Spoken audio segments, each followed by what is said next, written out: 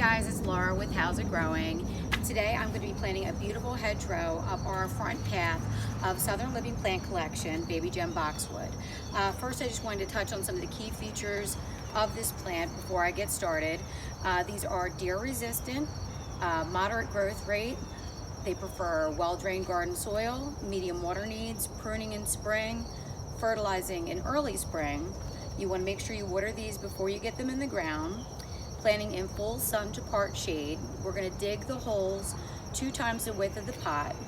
Backfill the plant 1 to 2 inches above soil level. So when these go in, you want to make sure you don't plant them too deep where water will sit and accumulate around the root ball. You want to make sure that those are up a bit, 1 to 2 inches, so that way they're not having all that water collecting around the root system. And then I'm going to put a nice layer of mulch on top when I'm all finished.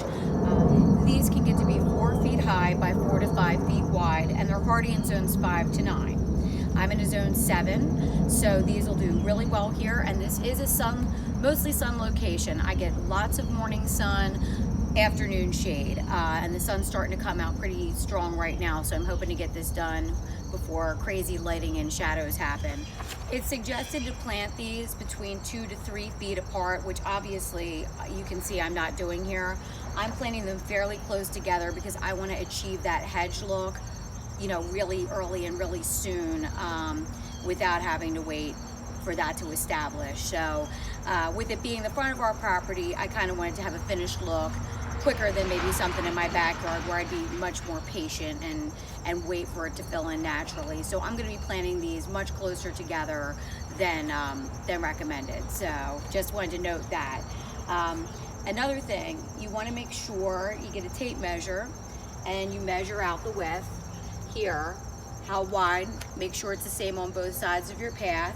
I'm bringing these in just a little bit. There's really no specific math to it.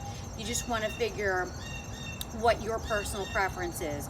I'm not going to have these get to their mature height. I'm going to keep them tightly clipped in a straight together hedge. So I'm going to plant them close together, and I'm going to give a little bit of room so it's not encroaching completely on my path, but knowing that I'm not going to have them reach their maturity. So just in a bit, and then in a bit on this side too, a little bit of breathing room in case I wanted to plant any type of bulbs or annuals or anything in here. So when I plant these, I always start out with the Biotone starter fertilizer. I get a lot of questions on that, and I've been actually using this for a long time, and you'll just follow the directions on the bag for how much you need. So I'll be doing that. And then I've got some topsoil here. I don't know if I'll need the topsoil, but I have it. I'm going to take a look and see what the ground looks like once I start digging, and I might amend it with some topsoil. And then I've got my blower there for any kind of mess. Most importantly, a couple edging shovels that I have to dig out the turf here.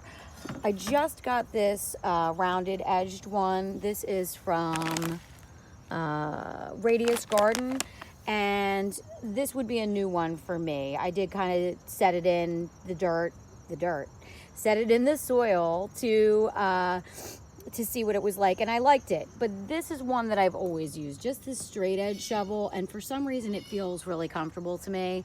So I just may end up using that one just because I'm used to it. And a rake and the trusty kangaroo pop-up bag that you can see it's coming along really well here. It's such a small area, and this lawn is, like I said, not in the greatest shape, so it is lifting out really easily. You can really just kind of score the grass with this shovel, and then sections will just lift out. And when I plant these, I'm going to use a regular shovel.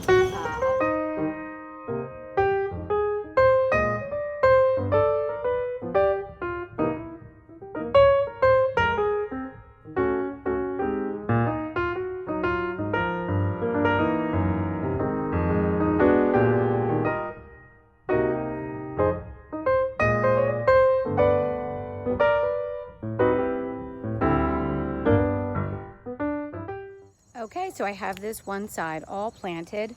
I just went along with the edging shovel and just did one final kind of touch up along the edge there. And again, the grass, you know, it's gonna look shabby. I'm over here digging, but it'll all fill in, and I am planning on possibly doing sod next year. It's such a small area, we can pick some up there's a local nursery, and we'll just install that ourselves. I did want to just really quick tell you guys too, so on this side here, I've got this kind of, you know, half circle around the lamppost. I really want to replicate that on this side, so I'm gonna be doing that, but just not until spring.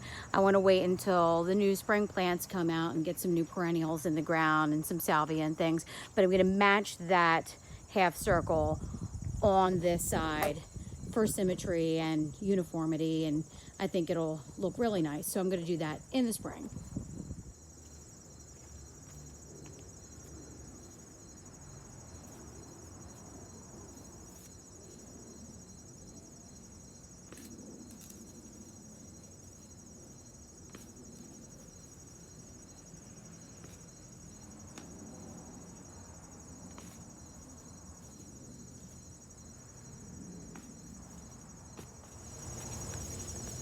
Gardening is a lot of work, guys. This is something, it takes a lot of time and a lot of patience, and you know, it doesn't happen overnight.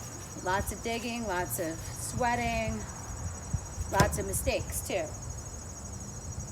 Okay, now I'm going to take the grass and turf out of this area, and then I'm going to start planting these up. And I just wiped my face with my glove, and I think I got a big mass of dirt all over me now.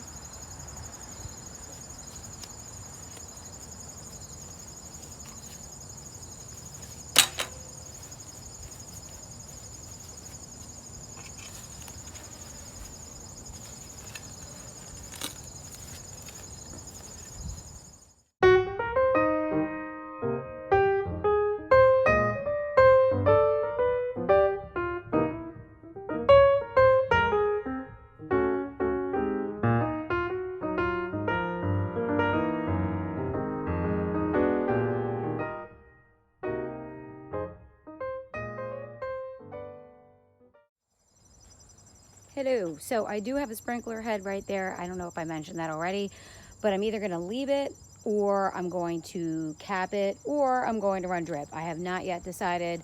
It's so late in the season, and my sprinkler is gonna be winterized soon, so I'm not too worried about it for right now. I did have to clip, I have this little rubber edging. I had to clip that in order to work the shrubs into this area. What else was I going to say? Other side's all finished. I'm gonna come along and plant some pansies in there too, and then do the mulch, and I think it's gonna look awesome. For right now, I think it looks like it's always been there, like it belongs there. I added those pineapple finials from Companion International to the tops of our steps walking up the path, and I really think that encouraged this in a sense to kind of add that more formal structure and evergreen structure to a more free-flowing kind of garden. I kind of like that, the combo of the two. And before I forget, next week my husband and I are going to be going out to Pennsylvania and visiting Companion International, and I will be sure to take some videos of that and let you guys know everything along the way there. They make such awesome fountains and stonework, and I'm just really, really excited to get out there and meet with them.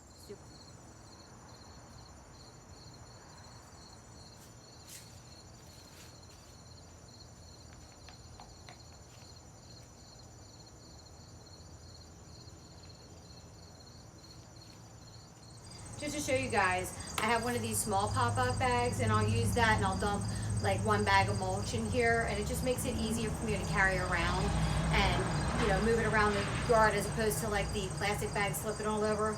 I'll do one in here, and then I'll just keep coming back and filling it. It helps me.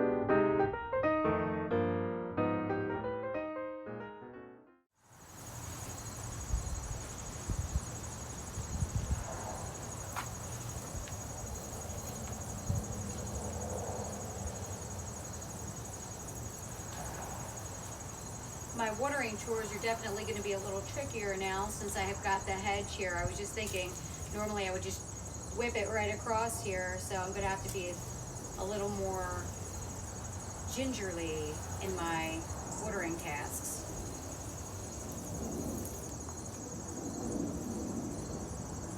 I just want to give a huge thank you once again to Southern Living Plant Collection for providing me with the baby gem boxwoods to make this video. I'm just humbled and just so thrilled and elated that they had that faith in me. These are beautiful boxwood, and I want everybody to see the options and see what they have available to them. I'm just touched and overjoyed, and I can't thank you guys enough for being here and for all the love and support, and I hope to see you guys around in the next video. Thank you so much.